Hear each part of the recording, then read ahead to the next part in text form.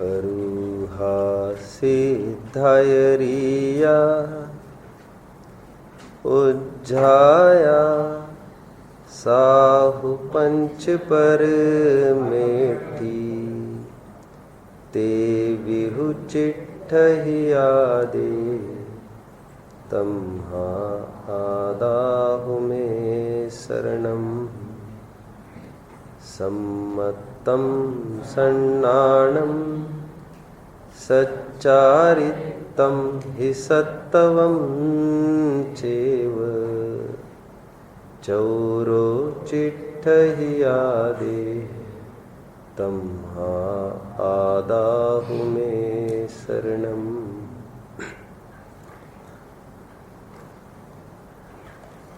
हम मानवों को देवानुप्रिय ऐसा जो खिताब प्राप्त हुआ है, ऐसा जो टाइटल हम मनुष्यों को प्राप्त हुआ है, कौन सा? देवानुप्रिय। यह विचारणीय है। देवों को भी प्रिय ऐसा मानवों में क्या है?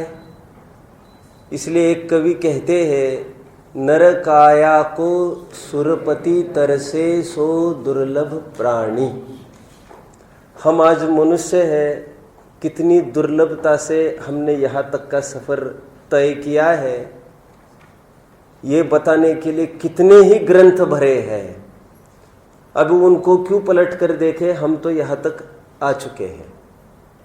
फिर मनुष्य पर्याय प्राप्त करने के उपरांत भी धर्म की प्राप्ति होना ये उत्तरोत्तर दुर्लभ है। उसका यदि हम रेशो निकालें तो रेशो बनेगा 1:1 करोड़। कितना रेशो बनेगा? 1 करोड़ आदमियों में एक आध जन ऐसा होता है जिसको धर्म की रुचि होती है। और ये सब हम यहाँ पर अभी बैठे हैं, ये बराबर इस रेशो वाले हैं। आप सब समझ रहे हैं मेरी बात को? इससे 1 करोड़ मल्टीप्लाई करेंगे तो आपको बराबर आबादी मिल जाएगी। ये मैं क्यों कह रहा हूँ? ये नर पर्याय और उसके उपरांत धर्म में प्रवृत्ति, धर्म बुद्धि होना, ये उत्तर उत्तर महादुर्लभ है।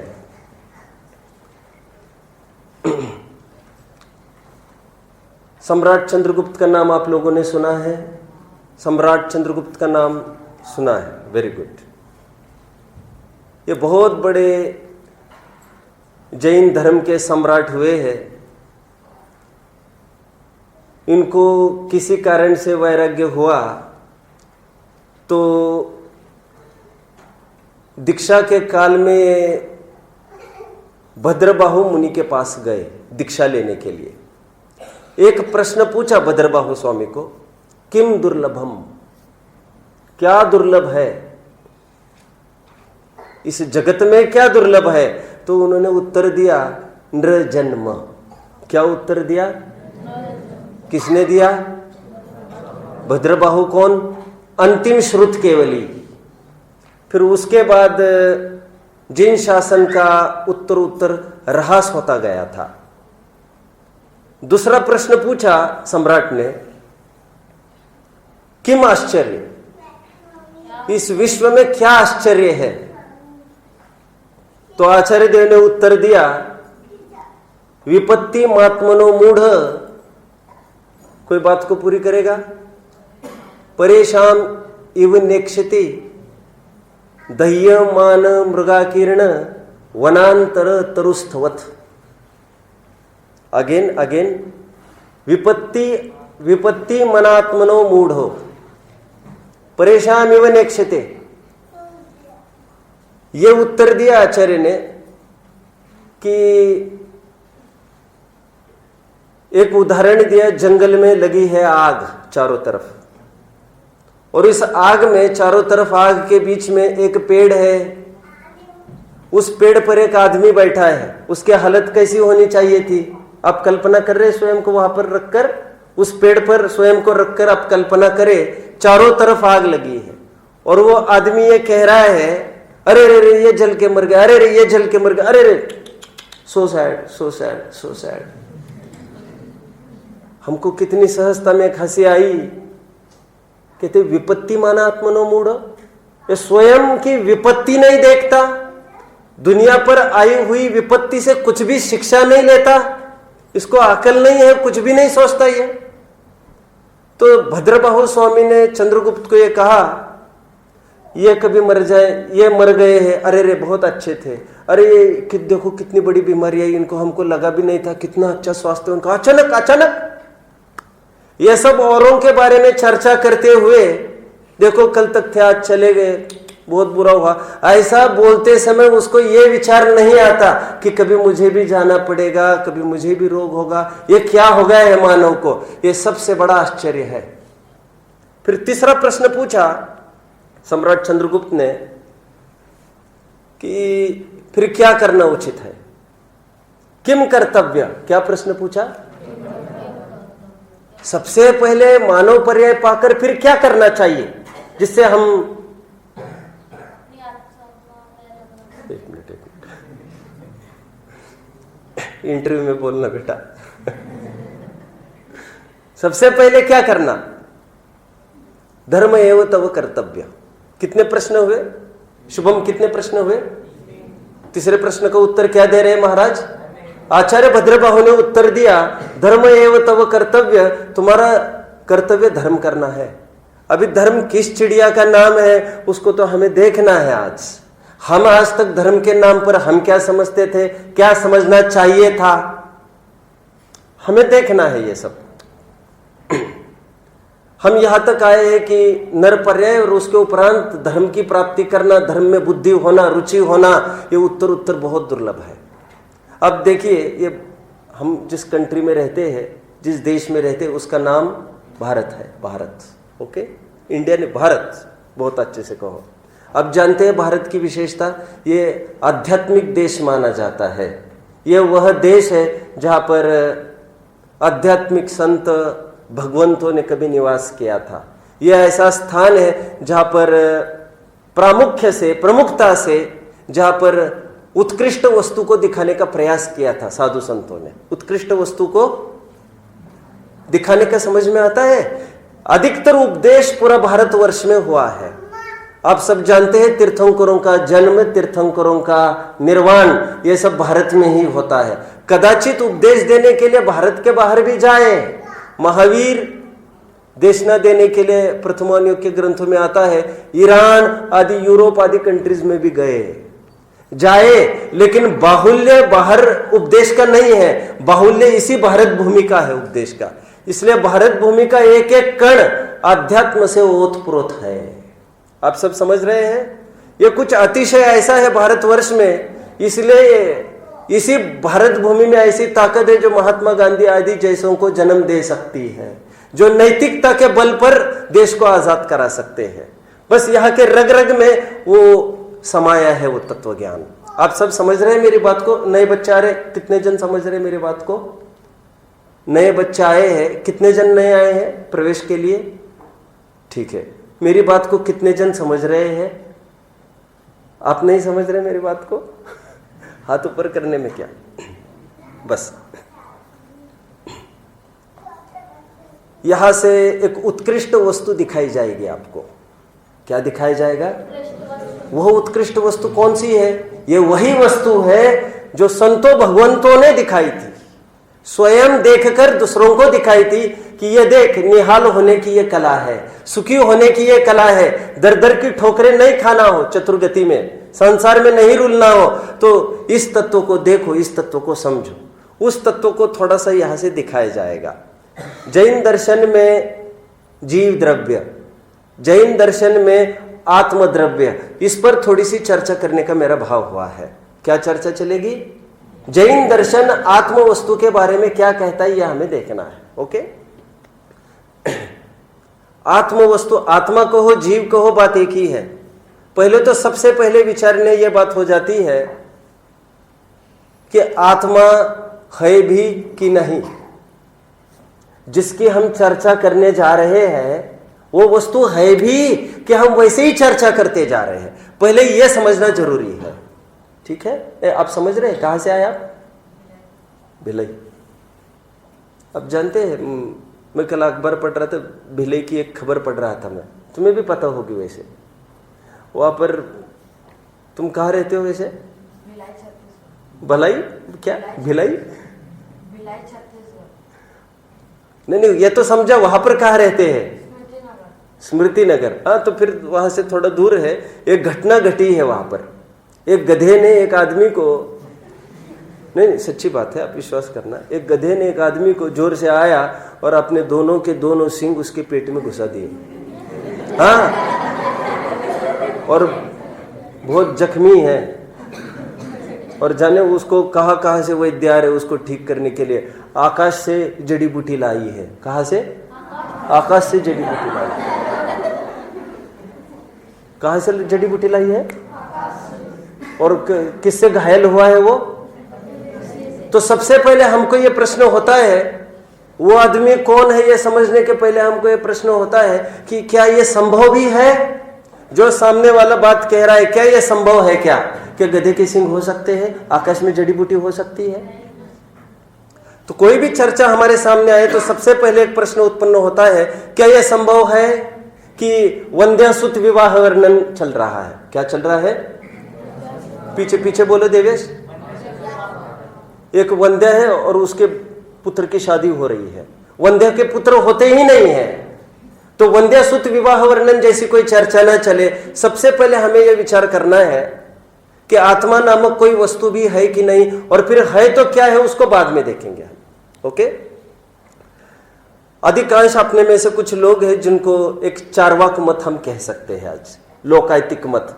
बहुमत ऐसे लोगों का है जो ये कहता है कि आत्मा फात्मा कोई वस्तु नहीं है।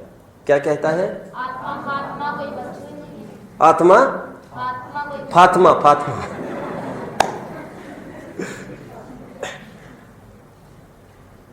किसने देखा है भगवान को? ऐसा कहते हैं। भगवान कुछ नहीं होता, ये तो मन की कल्पनाएं हैं, ऐसे लोग कहते हैं। कोई आत्मा नहीं, कोई भगवान नहीं, ऐसा कहते हैं। कौन से मत वाले? हमने उनको कहा चारवाक, ऐसा कहते हैं। हमें आज ये देखना है कि वास्तव में आत्मा नाम की कोई वस्तु है। और एक मिनट, हाँ है कि नहीं? हम आत्म कल्याण की नींव रखने जा रहे हैं। पहले हम ये विचार करें आत्मा नामक की कोई वस्तु संभव भी है कि नहीं। आचार्य देव सबसे पहले ये प्रश्न उठाते हैं। वे कहते हैं, तुम कैसे कह रहे हो कि आत्मा नहीं है? जो लोग आत्मा को नहीं मानते उनको एक हम वर्ड दे देते हैं, नास्तिक। क्या? नास्तिक। नास्तिक वर्ड सुना है? दो वर्ड्स है, आस्तिक, नास्तिक, थीस्ट एंड अथीस्ट। जो ईश्वर की सत्ता मानता है, आत्मा की सत्ता मानता है, he is theist, THIEST, theist, आस्तिक। और जो आत्मा की, परमात्मा की सत्ता नहीं मानता वो नास्तिक है। अब जानते हैं जैनियों को वैदिकों ने नास्तिक घोषित किया है। क्या? लेकिन हम जैन, अभी फिर कभी चर्चा चलेगी समय मिला तो, कि उनका कथन क्यों गलत है। लेकिन पहले यह समझाना जरूरी है कि हम भी तो आत्मा की सत्ता मानते हैं, परमात्मा की भी सत्ता मानते हैं। लेकिन आज का विषय हमारा परमात्मा की सत्ता की सिद्धि का नहीं है। हमारा विषय आज 1-2 पीरियड में चल सकता है, आत्मा की सत्ता की सिद्धि होगी। आत्म द्रव्य है और है, ये सिद्ध हुए बिना आत्म कल्याण की जितनी भी चर्चाएं होगी वो ये सब निराधार सिद्ध होगी। सबसे पहले आचार्य देव एक बात कहते हैं, ये वैसे मैं आपको ज्यादा बताने की आवश्यकता नहीं, जो स्वाध्यायी है वे समझेंगे। आप्तमीमांसा की कारिका है, समंत भद्र स्वामी ने एक छंद लिखा, अभावे कांते पदार्थानाम भावनाम पण्णवात बोधवाक्यम प्रमाणम न केन साधन दूषणम। अभी अर्थ बताता हूं, अभी अर्थ बताता हूं। आचार्य देव ये कहते हैं, वो छंद तो कुछ दूसरे अर्थ के लिए लिया है, लेकिन अपने लिए अपन प्रयोग कर रहे हैं उसको। आचार्य देव ये कहते हैं, ऐसा कौन है जो वस्तु को अभावात्मक है ऐसा कहता है? जो वस्तु को ये कहता है कि वस्तु नहीं है, तो हम यह प्रश्न पूछते हैं, जो ये कहता है आत्मा नहीं है, हम ये प्रश्न पूछते हैं ये किसने जाना? आप सब समझ रहे हैं? आत्मा नहीं है ये किसने जाना? यदि ये कोई आदमी कहे, क्या नाम है आपका? क्या? स्वयं? स्वयं। कोई ये कहे स्वयं मुझे आज मौन है, तो कैसा लगेगा सुनने में? मौन है तो कैसे बोल रही है? ये जैसा हास्यास्पद है ये, इसे स्ववचन बाधित दोष कहते हैं न्याय में। क्या कहते हैं? अपने ही वचन से अपनी ही बात कट गई। ठीक उसी प्रकार कोई ये कहे आत्मा नाम की कोई वस्तु नहीं है, तो जो ये कह रहा है आत्मा नाम की कोई वस्तु नहीं है, ये कौन कह रहा है? आप सब समझ रहे हैं? अभी यहां पर ये नहीं समझना वो मुंह बोल रहा है, जान कौन रहा है? ये जो मुंह बोला वो तो पुद्गल चीज है, वो जो बोला वो नहीं जानता, वो ये नहीं जानता, वो ना स्वयं के शब्द को जानता है, वो ना ये जानता है कि आत्मा है भी कि नहीं। जानने वाला कोई दूसरा तत्व है जिसको यह भाव हुआ कि आत्मा नाम की कोई वस्तु नहीं, तो ये मुंह खुल उठा। आप सब समझ रहे हैं? मतलब आत्मा की सत्ता का इनकार कौन कर रहा है? स्वयं। स्वयं आत्मा करता है। समझ में आता? आत्मा की सत्ता का कौन निराकरण कर रहा है? स्वयं आत्मा। इसको न्याय की भाषा में क्या कहेंगे बताना? न्याय की भाषा में बोलो, फर्स्ट लाइन कोई भी न्याय की भाषा में क्या कहेंगे? Second row, third row. न्याय की भाषा में अभी शब्द का प्रयोग किया था, स्ववचन बाधित दोष। क्या कहते हैं? मुझे मौन है यह कहना जैसे संभव नहीं है, जैसे आत्मा नाम की कोई वस्तु नहीं, यह कहना भी संभव नहीं है, क्योंकि ये जाना किसने? वो बोल कौन रहा है? बोल मतलब ये मुंह को नहीं लेना, अंदर में कौन जान रहा है कि आत्मा नहीं है? ऐसा वो जान तो मिथ्या रहा है क्या, लेकिन जान रहा है, और जानने वाला कोई तत्व अंदर में विद्यमान है। समझे? आचार्य ने सबसे पहले यह तर्क रखा कि आत्मा को स्वीकार करने, नहीं स्वीकार करने वाला कौन है? आखिर कौन है? स्वयं आत्मा उसका अस्तित्व सिद्ध नहीं कर रहा है, मान नहीं रहा है, स्वीकार नहीं कर रहा है। अस्तित्व है, स्वीकार नहीं कर रहा है। जैसे फॉर एग्जाम्पल मैंने ये आंखें बंद करी, बोलो उजाला है कि नहीं? मेरे लिए नहीं है। आप कहेंगे उजाला तो है ही, लेकिन मेरी मान्यता में मैं आंखें स्वयं बंद करूं तो उजाले का तो अभाव नहीं हो सकता। भैया तू यहां प्रयोग मत करो, तुम आंखें बंद मत करो यहां पर, है? अब जानते, मैंने थोड़े दिन पहले कहा था कबूतर होते, कबूतर देखा आप लोगों ने? कबूतर के सामने बिल्ली आई तो आप जानते हैं कबूतर क्या करता है? बिल्ली क्या करती है आप जानते हैं? उनकी दुश्मनी होती है आप जानते हैं? ये जन्मजात बैर विरोध है उनका, कबूतर को और बिल्ली का। बिल्ली झपटने को देखती है कबूतर पर। कबूतर को क्या चाहिए था? अरे उड़ के चला जाता ना। कबूतर ने क्या किया? आंखें बंद कर ली। उससे क्या हुआ? संकट का अभाव हुआ। क्या हुआ? संकट का अभाव। वो बचेगा क्या? मरेगा। उसने बचने के सभी रास्ते बंद कर दिए। समझ में आता है? कोई ये कहता हो आत्मा नाम की कोई वस्तु नहीं है, तो इससे आत्मा नास्ति रूप नहीं होगी। समझ? आत्मा तो है, लेकिन उसकी स्वीकृति का आनंद जो होना चाहिए था, वो आनंद उसको कदापि नहीं होगा। सब समझ रहे हैं? यहां पर किसकी चर्चा चल रही है? जैन दर्शन में आत्मद्रव्य क्या चीज है, हम उसको देख रहे हैं। हमने पहला चरण पूर्ण किया। कौन सा पहला चरण पूर्ण किया? बताओ, तुम एडमिशन के लिए आए? एडमिशन के लिए आए? नहीं, एडमिशन वैसे ही देखने के लिए आए। नहीं, कुछ तो बोलो भाई। एडमिशन के लिए नहीं, हम नहीं पकड़ रहे, तुम घबराओ मत।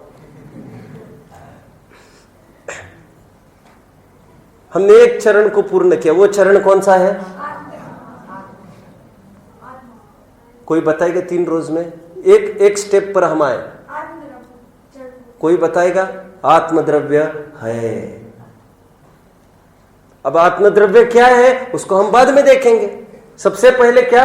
आत्मद्रव्य है, कोई काल्पनिक वस्तु नहीं है, वंद्यासुत विवाह जैसा नहीं है, खर विषाणवत नहीं है, कच्छोपरमवत नहीं है। क्या? कछुए के रोम समान काल्पनिक वस्तु नहीं है, परमार्थ वस्तु है। और जगह जगह आचार्य ने इसका खुलासा भी किया, आधार के रूप में दिया। अब जानते सामान्य गुण कितने हैं? जानते आप लोग? फर्स्ट 3 रोज में सामान्य गुण कितने हैं जानते? गुण, द्रव्य गुण पर पढ़ा है कभी? किसी ने पढ़ा हो?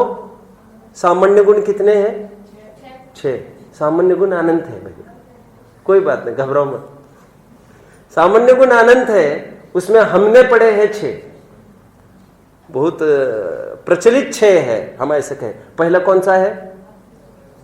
अनंत गुणों को गिनती करने के पहले पहला गुण गिनती में लाया, कौन सा? अस्तित्व। क्योंकि जिसके बिना अन्य गुणों का वर्णन नहीं हो सकता तो यूजलेस है, निरर्थक है। कि है, वस्तु है, अस्तित्व। 47 शक्तियों में भी पहली शक्ति बोलिए पीछे, जीवत्व शक्ति में भी फिर यही सिद्ध करने का प्रयास किया, क्या? कि जीव है। फिर बार बार ये भ्रम पैदा न करे, क्या क्या मालूम जीव नाम की कोई सत्ता है कि नहीं। अब जानते हैं राम ने अपने कृतांत वक्र को एक ऑर्डर दिया, सेनापति को एक ऑर्डर दिया राम ने। क्या ऑर्डर दिया? सीता को वनवास के उसको छोड़ के आना, और किसके नाम पर? तीर्थ यात्रा के नाम पर उसको छोड़ दिया गया वहां पर। ठीक है, सीता ने अंतिम मैसेज क्या दिया, याद है आपको? कि कृतांतवक्र ने तो पहले कहा बहुत बुरा किया, बहुत बुरा किया। तो सीता ने शांति से यह कहा, कोई बात बोलेगा? ये मेरे पति राम ने मुझे सजा नहीं दी है, ये राजा राम ने मुझे सजा दी है। वे पति तो मेरे अकेले के हैं, लेकिन राजा कितने जन के हैं, ऐसा ही राजा प्रजा के लिए उचित है। समझ में आता है? चलेगा, ये तो चलेगा, ये कोई बड़ी बात नहीं हुई है। लेकिन रोजाना एक एक जन भागने लग जाएगी मेरे नाम पर।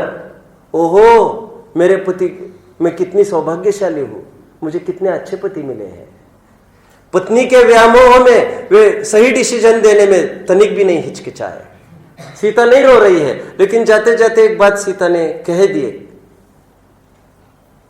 ईसा भावेण पुनः। कोई बोलो, ईसा भावेण पुनः के निंदन्ति सुंदरम मकम। ईर्ष्या भाव से इस जैन धर्म की कोई निंदा करे तो हे पतिवर, तुम उनकी बातों में आकर सुंदर जैन धर्म नहीं छोड़ देना, उसके प्रति अभक्ति नहीं करना। लोक अपवाद से मुझे भले ही छोड़ दिया होगा, लेकिन धर्म को नहीं छोड़ना। किसने देखा है धर्म, ऐसा नहीं बोलना। किसने देखा है आत्मा पात्मा, ऐसा नहीं बोलना। आत्मा नाम की वस्तु है। किसने देखा है? किसने देखा है? किसने देखा है? सम्यक ज्ञानी देख रहे हैं उसको। इदानीमप्येषाम, आज भी कितने ज्ञानी है ऐसे, आज अभी इस भरत क्षेत्र में जो आत्मा को बराबर जानते हैं, उनको हम सम्यक ज्ञानी कहते हैं, सम्यक दृष्टि कहते हैं। ठीक है। और भी लिखा, आकाश द्रव्य की भांति मैं भी एक कोई पदार्थ, आत्मद्रव्य की सिद्धि चल रही। क्या सिद्ध कर रहे हैं आचार्य देव? आत्मद्रव्य है। इसलिए जैन दर्शन, बोलिए कोई बात को पूरी करो। जैन दर्शन अस्तिक ही नहीं, परम अस्तिक है। आत्मा की सत्ता मानता है इसलिए मानता है। ठीक है। अभी हमें यह भी देखना है कि आत्मा वस्तु क्या चीज है। अभी हम कहां तक आए कि आत्मा वस्तु है। अभी देखिए, अब हम थोड़ा सा ये विचार करते हैं कि आत्मा वस्तु कैसी है, क्या प्रमाण। स्वसंवेद्यमयी है। कैसी है?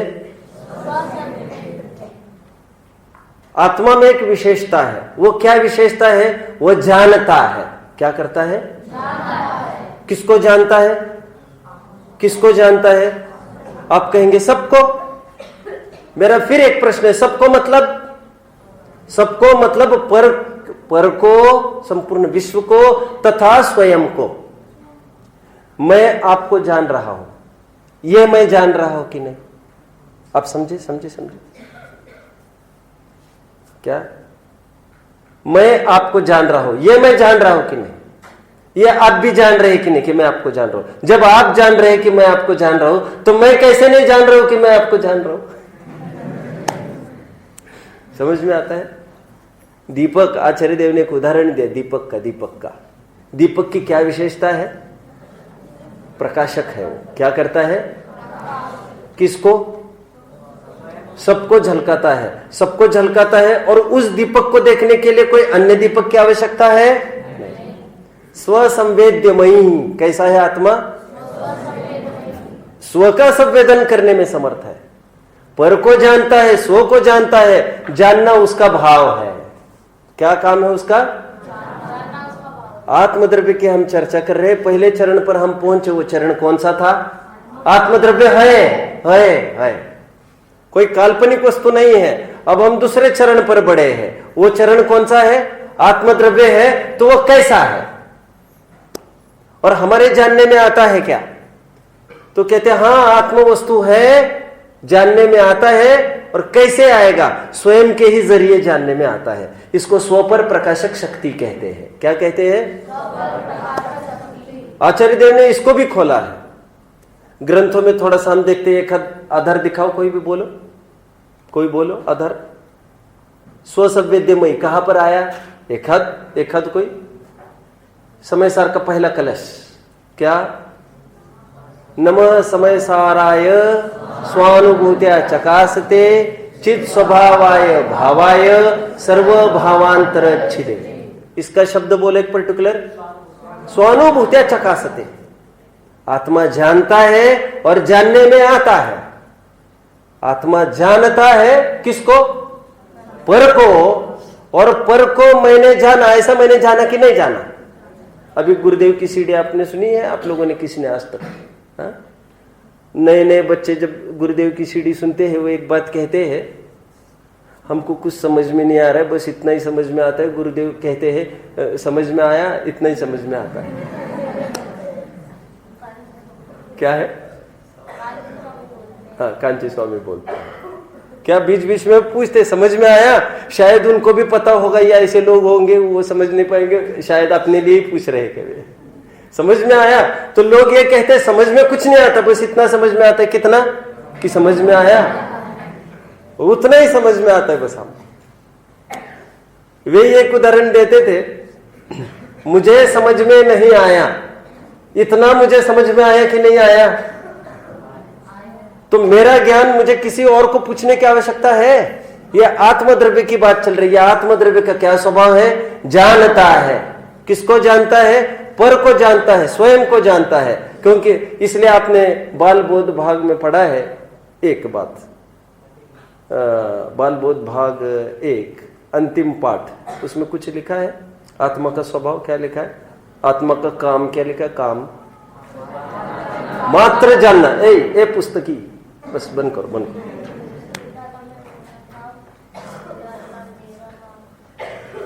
हमने पुस्तक खोली और हम कहते ज्ञान हुआ। किसने जाना? ये आत्मा ने जाना। ठीक है? और तुम ये भले ही मानते जानते होंगे कि मैंने पुस्तक से जाना, लेकिन जानती आत्मा है। और किससे जानती है? आत्मा से ही जानती है। वहां पर एक शब्द लिखा है। क्या लिखा है? मात्र जानना मेरा काम। अब जानते हैं मात्र जानने का मतलब क्या है? जानना नहीं लिखा, मात्र जानना लिखा। क्या लिखा? और ऐसा भी लिख सकते थे। कैसा लिख सकते थे? जानना मेरा काम। ऐसा ना लिखकर मात्र जानना क्यों लिखा? मात्र जानना मतलब एक पर्टिकुलर वस्तु को जानना, ऐसा उसका स्वभाव नहीं है। क्या कहा? जानना। जैसे फॉर एग्जाम्पल एकदम सिंप्लीफाई करता हूं। आग का स्वभाव क्या है? आग का स्वभाव क्या है? नहीं, एक बोलो। क्या? आग का स्वभाव जलाना। तो इसके बाद ये प्रश्न हमको उत्पन्न होता है क्या? किसको जलाना? किसको की बात ही नहीं है। किसको और डिस्को की बात ही नहीं है। जो भी बीच में आएगा उसको जलाएगा, क्योंकि आग जलाती है। समझ में आता है? ए भैया बोलो, क्या कहा मैंने? आग का काम क्या है? आंख का काम क्या है? आत्मा का काम क्या है? जानना। आग किसको जलाती है? किसको, क्या क्या प्रश्न है? जलाती है, बस जो बीच में जाएगा उसको जलाएगी। ओके। आंख किसको देखती है?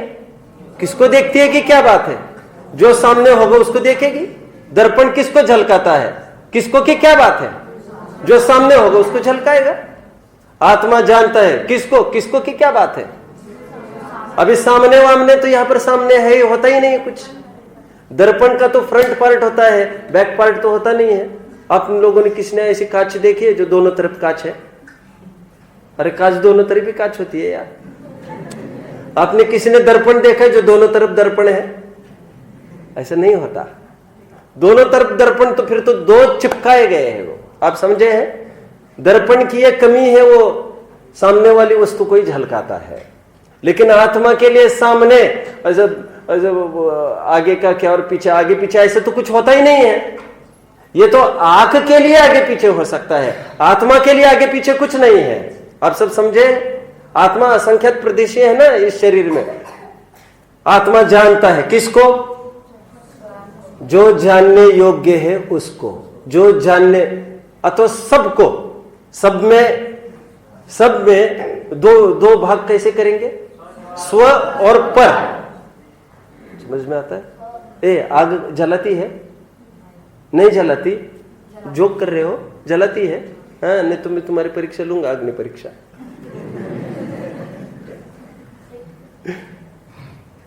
आग जलाती है पक्का?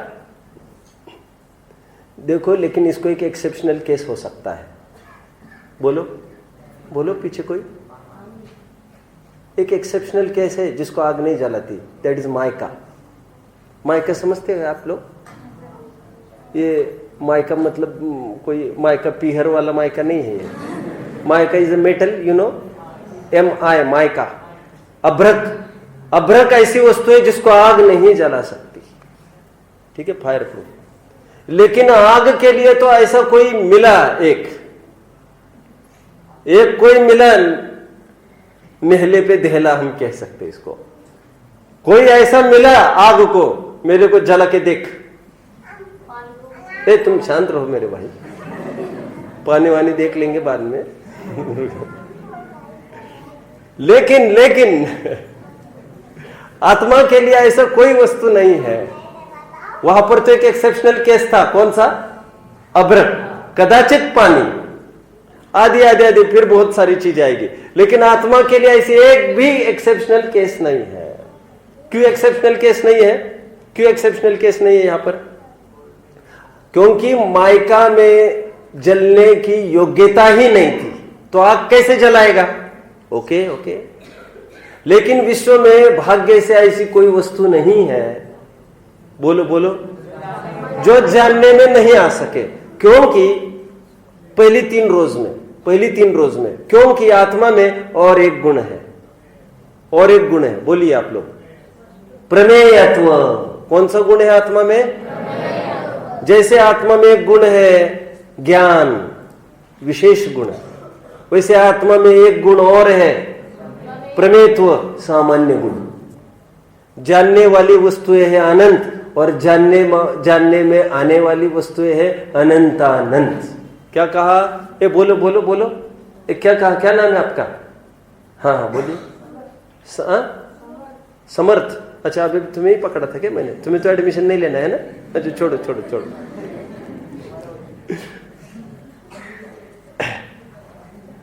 क्या कह रहा था? हाँ देवेश, क्या कह रहा था?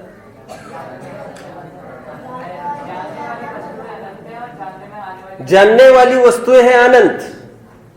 सीयर, ऑब्जर्वर कितने हैं? अनंत। वे अनंत कौन है जानने वाले? वे जानने वाले सर्वज्ञ केवली परमात्मा, वे जानते ही है। ओके, सबको जानने वाले की बात कर रहा हूं वैसे में। और जानने वाले अपन सबकी बात करें तो हम सब है जी, वैसे तो हम भी जानते विश्व को ग्रंथों के जरिए। और जानने में आने वाली वस्तुएं कितनी है? जातीय अपेक्षा विचार करें तो जानने वाला अकेला जीव, और जानने में आने वाले 6 द्रव्य है, जीव, पुद्गल, धर्म, अधर्म, आकाश, काल। समझ में आता है? बात कहां तक आई थी अपनी? वहां पर तो एक्सेप्शनल केस है, लेकिन यहां पर एक्सेप्शनल केस नहीं है, क्योंकि सभी द्रव्य में प्रमेतो गुण है, जानने में आने की योग्यता सभी द्रव्य में है। ठीक है, अब किस लाइन का अर्थ किया मैंने? आत्मा द्रव्य है, और फिर कैसा है? मात्र जानना मेरा काम। उसी को शास्त्रीय शब्द मैंने कुछ बोला था, स्वसंवेद्यमान। और क्या, अभी क्या बोला? भाग का शब्द मात्र जानना। मात्र वर्ड क्यों डाला? पक्षपात से सहित नहीं जानता। सूरज जब भी रोशनी देता है तो झोपड़पट्टी वाले को, स्काई स्क्रैपर वाले को ऐसे कोई भेद करता है क्या? सबको बराबर रोशनी देता है। हाँ, कोई ओढ़ ही लेवे, बीच में आड़ लावे, तो उसको वो उजाले से वंचित हो जाएगा। आप सब समझ रहे हैं? हम सबके ऊपर भी ज्ञान का आवरण आया है, इसलिए हम कुछ कुछ वस्तुओं को नहीं देख सकते। सब समझ रहे हैं? एक छंद बोलूंगा, आपको बहुत अच्छा लगेगा, फिर बस करेंगे अपन। ठीक है? उल्लू जानते हैं आप लोग? उल्लू, कितने जनों ने उल्लू को देखा है? नहीं देखा आप लोगों ने? आपने कभी ये दिन में देखा है कि रात में देखा है? वैसे रात में देखा है। चलो, किसी ने यदि दिन में उल्लू को देखा होगा, सुनो, सुनिए सुनिए। मैंने तो प्रत्यक्ष ही देखा है कई बार, कौवे का झुंड मिलके नोच नोच के खत्म करता है उल्लू के जीव को। उल्लू बिल्कुल देख नहीं सकता, वो टकराता है यहां वहां दिन दहाड़े, उसमें बस ऐसे ही योग्यता है। अब वो चाहे तो भाग सकता है, चाहे तो, लेकिन उसमें वो योग्यता ही नहीं है देखने की। आप समझ रहे हैं मेरी बात को?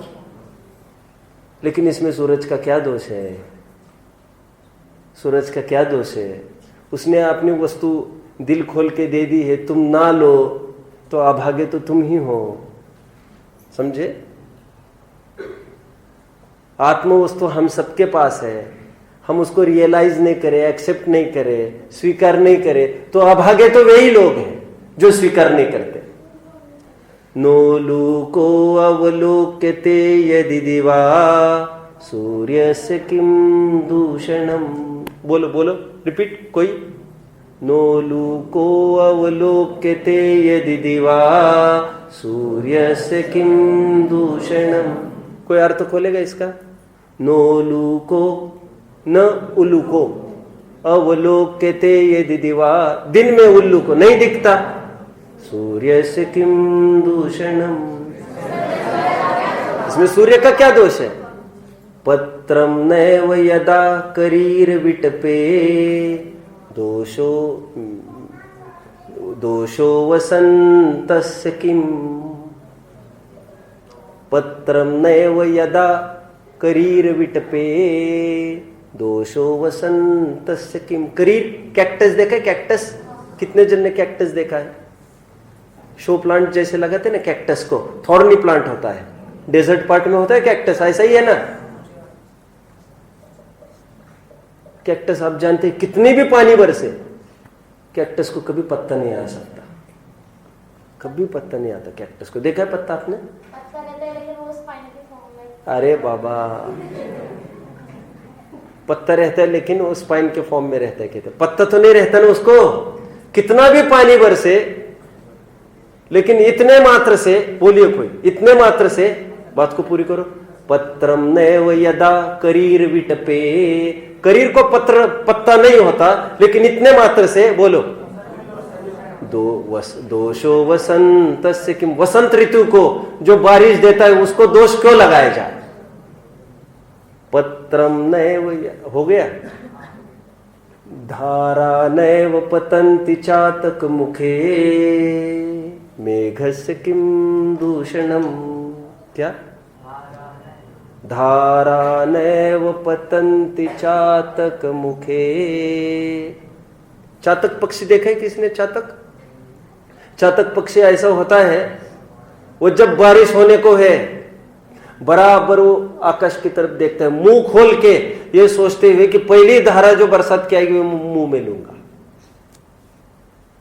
धारा नैव पतंति चातक मुखे